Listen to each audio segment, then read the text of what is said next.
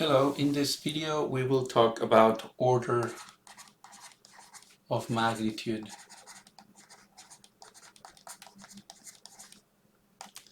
calculations.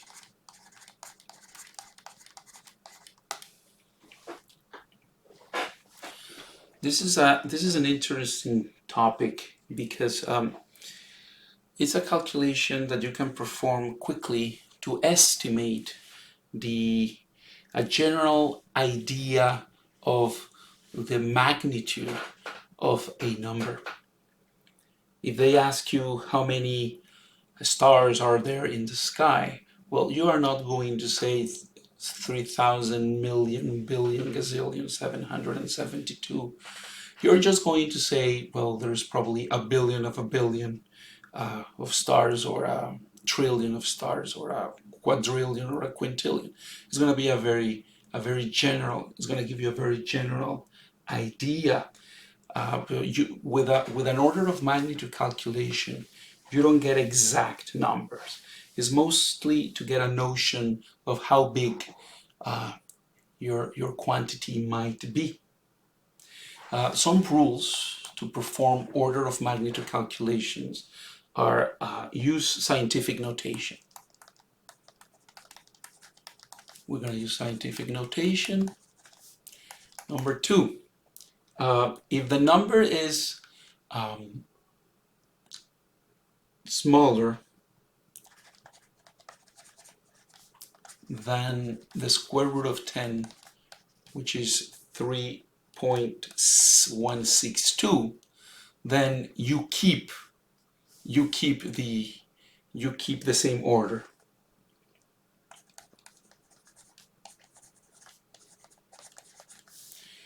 If the number is bigger than the square root of 10, then you increase the order by 1.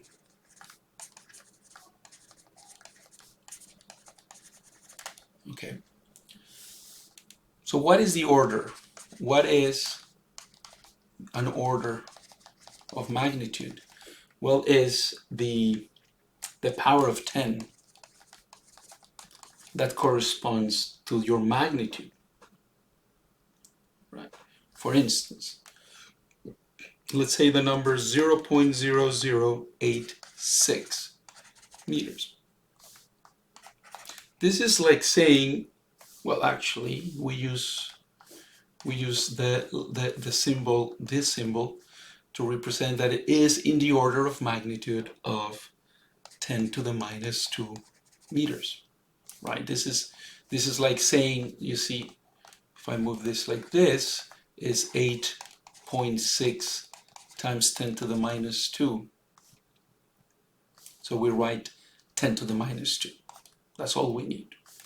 If we have 0.0021 meters, you see this is like 2.1123 times 10 to the minus 3. So we say this is in the order of 10 to the minus 3. If we have 720 meters, well, this is like putting 7.2 times 10 to the 2. However, you see 7.2 is larger than 3.162, so we're going to say this is more in the order of 10 to the 3. Okay, if you have had 120 meters, which is 1.2 to the power of 2, we will say, oh, this is in the order of 10 to the 2. Let's work on an example, which is going to show us that even if sometimes we're guessing too low or too high, in the process of guessing, most likely those errors will cancel each other out. The book presents us with an example. It says, estimate the number of breaths taken during a lifetime.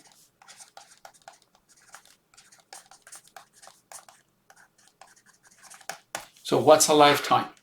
well, let's say 70 years. Okay. Now, how many breaths do we take in a minute? Like it's roughly one every 5 seconds, every 4 seconds, 6 seconds. So we can estimate around 10 breaths per minute. You see, this is all very rough. You can live 60 years, you can live 100 years, but we're still in the same order of magnitude, which is about 100, right? 100 years, or 10 to the 2 years, right? That's the order of magnitude. Here we are in the order of 10 to the 1 breaths per minute. So let's find how many breaths we do. Well, first let's find how many minutes. You see, we have years and we have minutes. So how many minutes are there in a year? So we start with 1 year. Because we're doing orders of magnitude, we could put 1 year is 365, but it's the same if we put just 400 days. And then we can say that 1 day we could write 24 hours, but it's the same if we write 25 hours. Why do I put the 25? Well, you'll see in a second. It's easier. Oh, come on. It's easier to multiply 400 by 25 than to multiply 365 by 24, because the whole point is to do a quick calculation. And then we can say that 1 hour is 60 minutes. And there you go. 400 times 25 times, that's 1,000, 10,000, and then times 60. This is going to give us roughly 6 times 10 to the 5 minutes. So this is 1 year in minutes. So how many minutes in 70 years? So 70 years multiplied by 6 times 10 to the 5 minutes is going to give us 70 years times, that's 4 times 10 to the 7 minutes, right? In 70 years, we have 4 times 10 to the 7 minutes. So how many breaths, number of breaths? Well, if we have 10 breaths in 1 minute,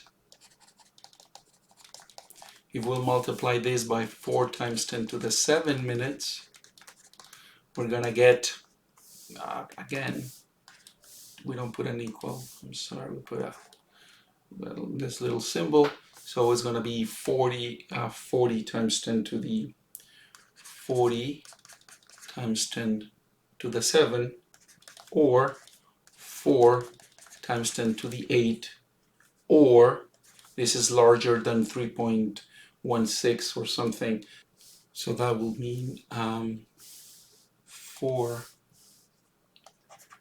times 10 to the 9, but excuse me, no, that's not what I wanted to say. This will be times 10 to the 9, okay? Because the 4 is larger than 3.16, then the 8 becomes a 9, and then we are in the 10 to the 9. You can basically just write the 10 to the 9, okay? So that's the order of magnitude, 10 to the 9. Let's say we had used 365 times 24 here. It will not change. Do it and you will see that it is still 10 to the 9 at the end of the day.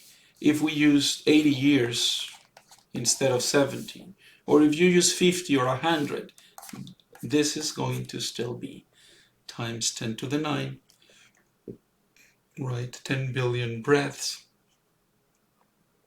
or a billion breaths, and that's it. So you see, with this calculations, we can quickly get an idea of how large or small a quantity is.